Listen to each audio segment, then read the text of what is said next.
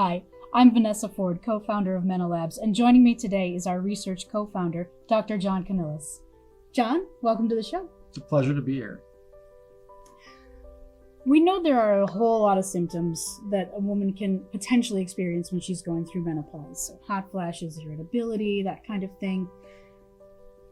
If she wants to try to find a way to combat multiple symptoms, because I've never heard of one woman just having one of those kinds of symptoms associated with her menopause transition, what's the best way for her to get at the root cause and address those head on? One of the main pillars of health, I believe, is the gut microbiome. So disruption in the gut microbiome affects multiple systems. The microbiome is in constant communication with your entire body.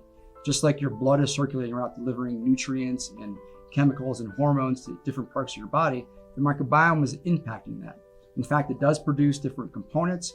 What we're learning, even I think more importantly now in greater detail, is that the gut plays a huge role in actually estrogen regulation. So you can imagine this scenario where as a woman transitions, where they're no longer cycling as often and as regularly as they did before, that disruption in irregularity of cycling is going to impact the normal operating microbiome. And therefore, the role that it plays is going to disrupt many things. Apart from the fact that it plays a role in estrogen regulation, its role in overall health, because it's disrupted by this dysregulation in estrogen, is going to impact multiple things. What things impact hormonal balance and metabolism, since that seems to be the really main driver behind what's happening in a woman during menopause? It's very difficult, I think, to put a single cause as like a single strain of gut microbiome. It's the collective and how it actually interacts with the environment that is actually present.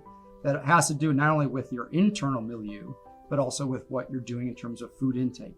What's your immune responses? What's your overall health, your wellness? So I think when we look symptom-wise, and again, one of the things that we have to consider is that menopause isn't a disease, right? It's something that every woman's going to experience.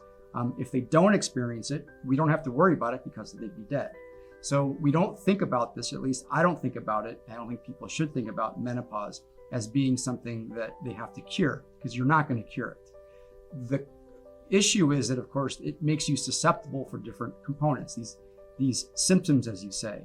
Many of the root causes, I believe, are responses to, let's say, a pro-inflammatory stimulus. So a hot flash, for example, it's a sudden increase in vasoactivity, sudden rush of blood. What causes that?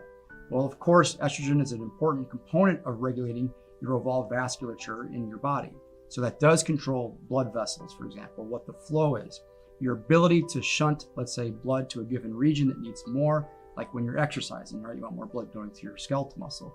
Well, you can see that under these conditions where there's irregularity in the balance, you can actually all of a sudden have a sudden shunting of blood to an area which is not necessarily needing it, therefore hot flash. Right. So if you can kind of curb that in a way through sort of anti-inflammatory mechanisms, which we now know we can actually regulate and suppress and promote these anti-inflammatory mechanisms in the gut, now you can see we can begin to address this at a root level.